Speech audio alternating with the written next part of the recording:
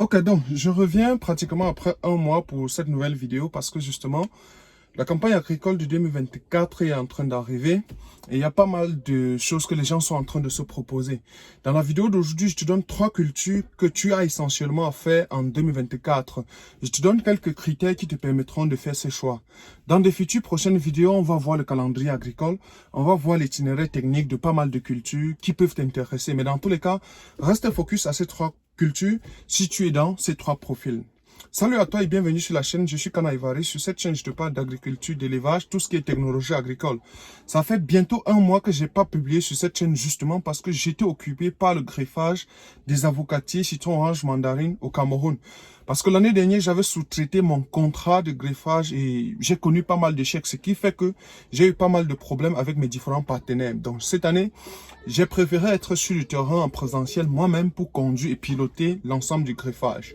Concrètement, aujourd'hui, on va parler de 3 cultures. Mais tu dois comprendre que toutes les semaines, désormais, nous allons publier 3 à 4 vidéos de conseils agricoles qui te permettront d'avoir un peu plus en termes d'itinéraire technique, en termes de calendrier agricole, afin de lancer un des différents projets agro-pastoraux. En fait, si tu es libre, ça veut dire que si au quotidien, tu ne fais rien et tu veux t'investir dans l'agriculture. Autrement dit, tu as démissionné de ton actuel business. Autrement dit, tu peux te lancer dans des cultures maraîchères. Et de toutes les cultures maraîchères que j'ai pu évaluer et stabiliser jusqu'au jour d'aujourd'hui, c'est la culture de pastèque et de piment. Oui, je sais que la tomate est aussi assez rentable, mais ici, je ne parle pas de cultures assez rentables, je parle de cultures que vous en sortiriez si vous le faites. Parce que quoi? J'ai appris pas moins de 5 ans à faire de la pastèque, même quand j'étais à Tchang, même quand j'étais à Yaoundé, même quand j'étais en Balmayo et tout ça. J'ai appris à faire de la pastèque. Autrement dit, les itinéraires techniques que je suis en train de vous proposer maintenant sont hyper riches et hyper intéressants et qui respectent le canevas. Vous utilisez ces itinéraires techniques, vous allez réussir. Piment, pastèque. Maintenant, au-delà de ça, si vous êtes à l'ouest, je pourrais également vous recommander de faire de la pomme de terre. Mais tout ceci, c'est dans la condition que l'agriculture est votre seul business. Maintenant, si vous êtes un jongleur, c'est-à-dire que vous cherchez de l'argent et vous venez investir en agriculture, autrement dit, vous n'avez pas assez de temps, votre boulot vous préoccupe, alors faites des cultures annuelles. Et dans culture annuelle, vous pouvez tout faire. Papaye, ananas, macabo, manioc.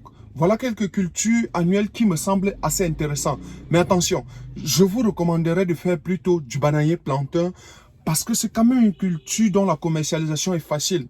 Le régime de plantain se vend beaucoup plus dans Yaoundé, Douala et puis le prix est abordable par rapport à la quantité mise par hectare. À l'hectare, vous pouvez mettre 2000 pieds, 1500 pieds. Dans tous les cas, vous n'allez jamais vendre à moins de 1500 francs le régime. Donc, ça fait le chiffre si vous faites du bananier plantain. Maintenant, au-delà de tout ça, vous pouvez vous lancer dans la culture des arbres fruitiers si vous êtes très occupé.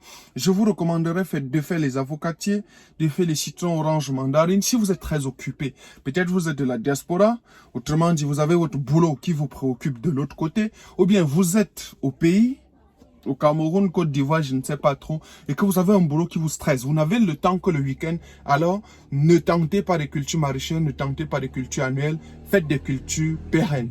Je crois que ce conseil pourrait essentiellement vous aider. Donc, on va se reprendre très bientôt sur des gammes de vidéos futures parce que désormais, je suis disponible.